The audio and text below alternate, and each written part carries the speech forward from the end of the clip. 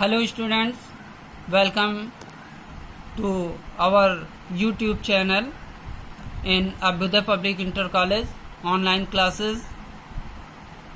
आज हम लोग इंग्लिश पोएट्री पढ़ेंगे। Firstly we tell about your introduction of poetry. Introduction of poetry. What is poetry? Poetry क्या है? कविता के अर्थ को भिन्न भिन्न विद्वानों ने भिन्न भिन्न प्रकार से परिभाषित किया है। एस.टी. कॉलेज लिखते हैं, poetry is the best words in the best order. कविता सर्वोत्तम शब्दों का सर्वोत्तम क्रम में चुनाव है। इसी प्रकार से विलियम वर्ड्सवर्थ कहते हैं, poetry is spontaneous overflow of powerful feelings. Means कविता शक्तिशाली भावनाओं का लगातार बहाव है। विलियम वर्ड्सवर्थ इसको दूसरी तरह से फिर परिभाषित करते हैं, poetry is emotions recollected in tranquillity.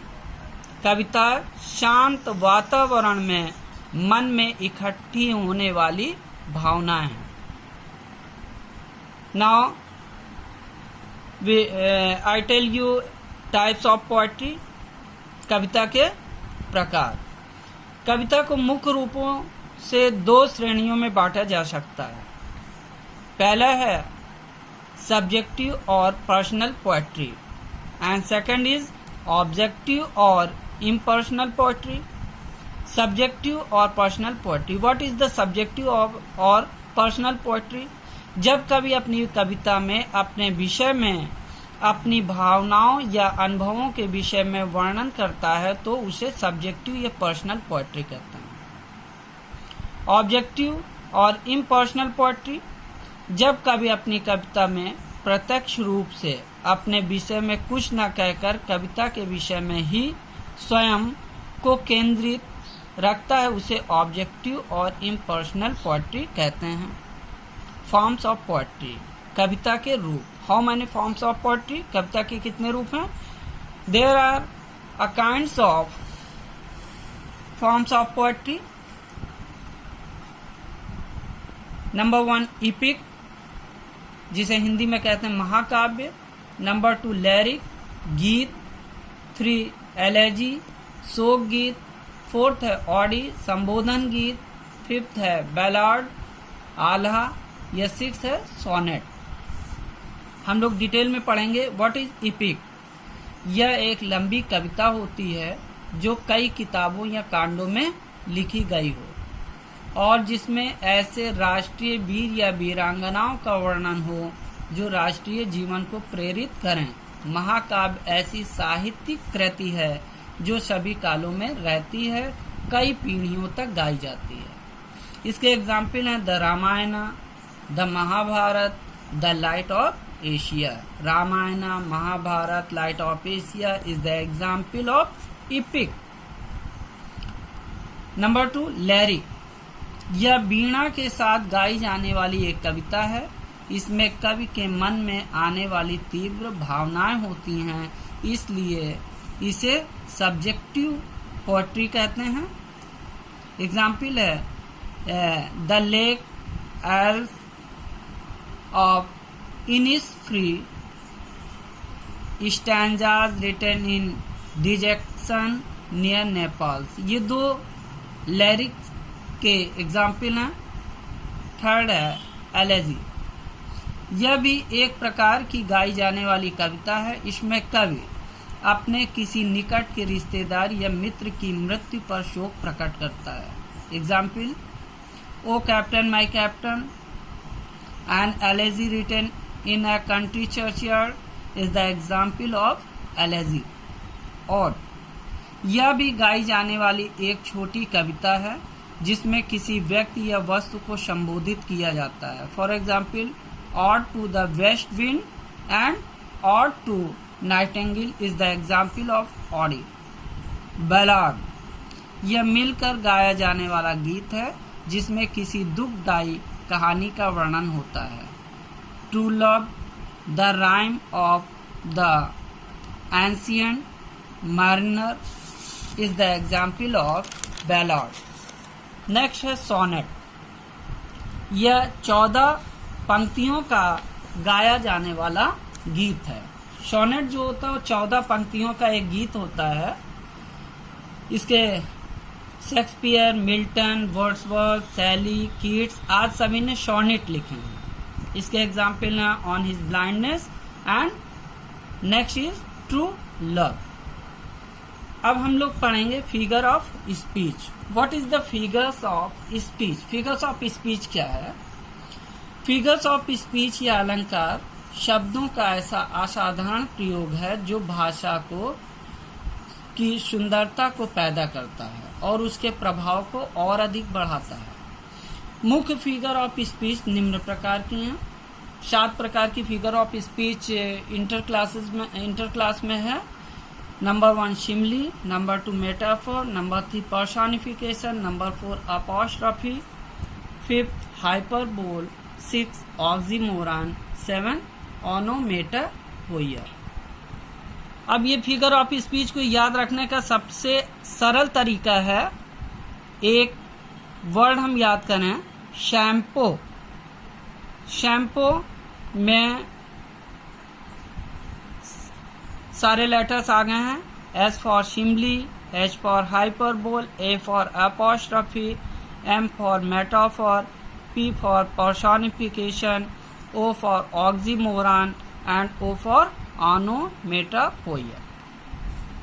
अब हम लोग पढ़ेंगे what is the simile. Definition of simile. Simile को हिंदी में कहते हैं उपमा। A simile expresses comparison between two unlike objects or events. Usually the comparison is expressed by using like, such as, just as and so as।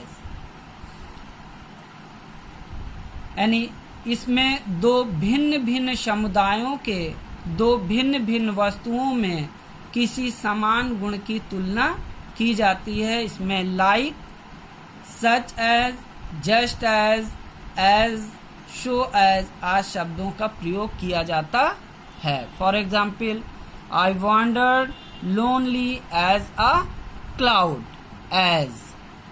Childhood is like a swiftly passing dream.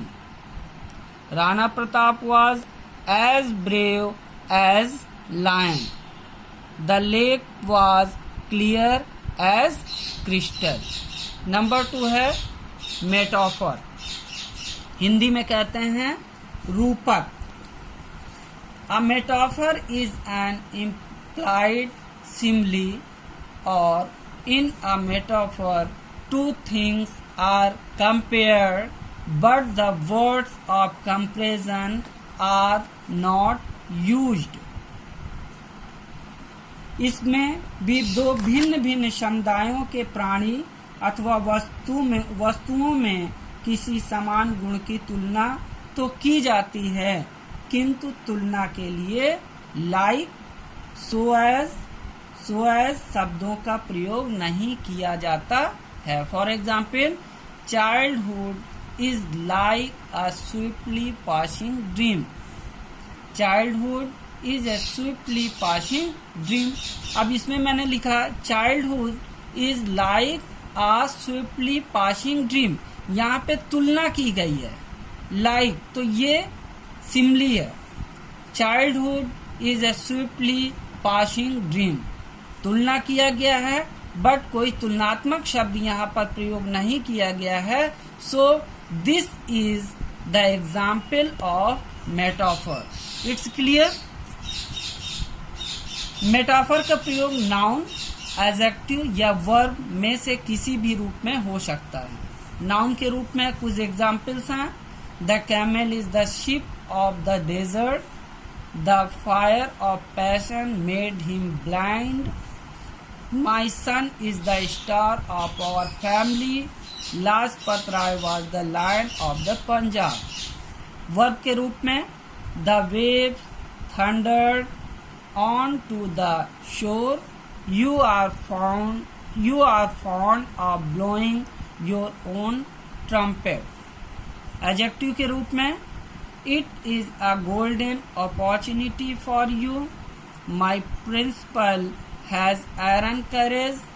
It is a lame excuse. A terrorist has a stony heart. Next है personification. Hindi में इसको कहते हैं मानवीकरण. In personification lifeless objects and abstract ideas are thought of as living beings. जब किसी आदर्श वस्तु या विचार को व्यक्ति के समान सजीव मान लेते हैं तब वहाँ मानवीकरण हो जाता है. For example, let not ambition mock their useful toil. Experience is the best teacher. यहाँ पे एक्सपीरियंस, अनुभव इज द बेस्ट टीचर. अनुभव को मानवीकरण किया गया है, इसको सजीव माना गया है. सजीव क्या होता है? चलना, उठना, बैठना, खाना पीना, ये गुण सजीव के होते हैं. और यहाँ पे भाई पढ़ाने का काम एक टीचर है, टीचर सजीव होता है. बट यहाँ पे एग्जाम्पल दिया जा रहा है experience is the best teacher. अनुभव एक अच्छा अध्यापक है. तो यहाँ पे इसका मानवीकरण किया गया है. Authority forgets a dying king. अधिकार, अथॉरिटी, इसका मानवीकरण किया गया है. So this is the example of personification. Death lays his icy hands on kings. देखिए, किसी पर हाथ रखना, हाथ फेरना, ये सजीव का गुण होता है. यहाँ पे डेथ के बारे में कहा गया कि मृत्यु ने अपने हाथ रखे. तो यहाँ पे death lays his icy hands on king. So it is the example of personification. Anxiety, चिंता, is sitting on her face. चिंता उसके चेहरे पर बैठी थी. तो एनॉक्सिटी, चिंता, चिंता को यहाँ पे मानवीकरण किया गया, उसको सजीव माना गया है. तो इसलिए ये एग्जाम्पल है पर्सनिफिकेशन. नेक्स्ट है अपॉस्ट्रॉफी, संबोधन. And apostrophe we addresses a dead person or some lifeless thing or an abstract idea as a living person. इसमें किसी निर्जीव आदर्श वस्तु या विचार को या किसी मृत प्राणी को जीवित दृश्य या उपस्थित मानकर संबोधित किया जाता है. इसकी पहचान होती है उस वस्तु या व्यक्ति के पश्चात कॉमा का संबोधन चिन्ह भी अवश्य होता है. जैसे फॉर एग्जाम्पल है O death where is thy sting. Exclamatory sign है.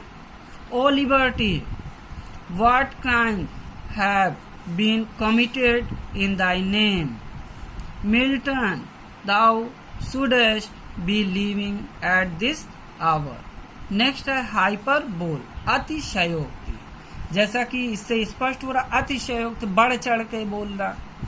इन hyperbole a statement is made emphatic by overstatement. इस अलंकार में किसी व्यक्ति या वस्तु के गुणों को आवश्यकता से अधिक बढ़ाकर या घटाकर वर्णन किया जाता है. For example, she wept oceans of tears.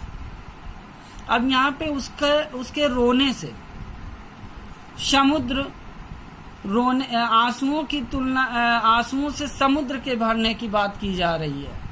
तो अतिशयोक्ति है, हाइपरबोल है. Reverse of blood flowed in the battle. युद्ध के मैदान में खून की नदियां बह गईं. अतिशयोक्त है, हाइपरबोल है. सो it is the example of hyperbole. 10,000 saw I at a glance.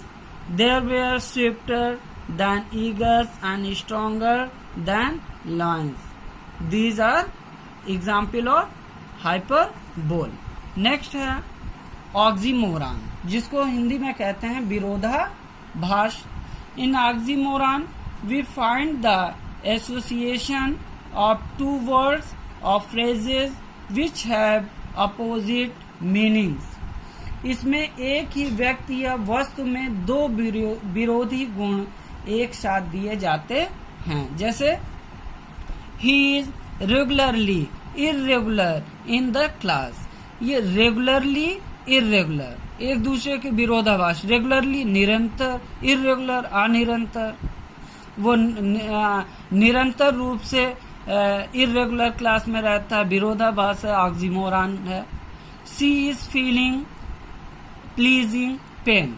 अब कोई दर्द जो होता है वो प्लीजिंग तो नहीं हो सकता है, तो यहाँ पर प्लीजिंग यानी मीठा या अच्छा भी बताया गया, और दर्द तो यहाँ पे विरोधाभास है, दोनों एक दूसरे के विरोधी हैं। यहाँ पे ये एग्जाम्पल हो गया ऑक्सीमोरॉन का। The more haste the less speed, this is an open secret. Open secret रहस्य भी कहा जा रहा, ओपन भी कहा जा रहा। तो जो खुला है वो रहस्य नहीं है, रहस्य बंद होता तो यहाँ पे एक दूसरे का विरोधाभास हो रहा। तो ये हो गया एग्जाम्पल ऑफ ऑक्सीमोरॉन। नेक्स्ट है ऑनोमेटोपोइया, ध्वनि अलंकार। An onomatopoeia consists in using a word similar to the sound। इसमें शब्द की ध्वनि से ही अर्थ स्पष्ट हो जाता है। प्रायः जानवरों, पक्षियों या कुछ प्राकृतिक वस्तुओं की ध्वनि के लिए अलग अलग शब्दों का प्रयोग होता है, जिनसे यह स्पष्ट हो जाता है कि यह ध्वनि किसकी है। For example, urgent drum, beat of distant get thy on bug and clap thy wings, I heard the water lapping on the crack, cooing of dog is very pleasant। तो ये एग्जाम्पल हो गए ऑनोमेटोपोइया के। जैसे I hear, next other example है I hear the humming of bees. तो humming of बीज मधुमक्खियों का भिनभिनाना, तो भिनभिनाहट मधुमक्खियों का। द स्नैक्स हिस, फुंकार मारना, हिस फुंकार मारना। यहाँ पे स्पष्ट होता है कि हिस जो है स्नैक के लिए प्रयोग किया जा रहा। तो इसमें बताया गया कि प्रायः जानवरों, पक्षियों या कुछ प्राकृतिक वस्तुओं की ध्वनि के लिए अलग शब्दों का प्रयोग होता है, जिनसे यह स्पष्ट हो जाता है कि यह ध्वनि किसकी है। तो डियर स्टूडेंट, इस तरह से आज हम लोगों ने फिगर ऑफ स्पीच की स्टडी की। आप लोग फिगर ऑफ स्पीच अपना तैयार कर लेंगे।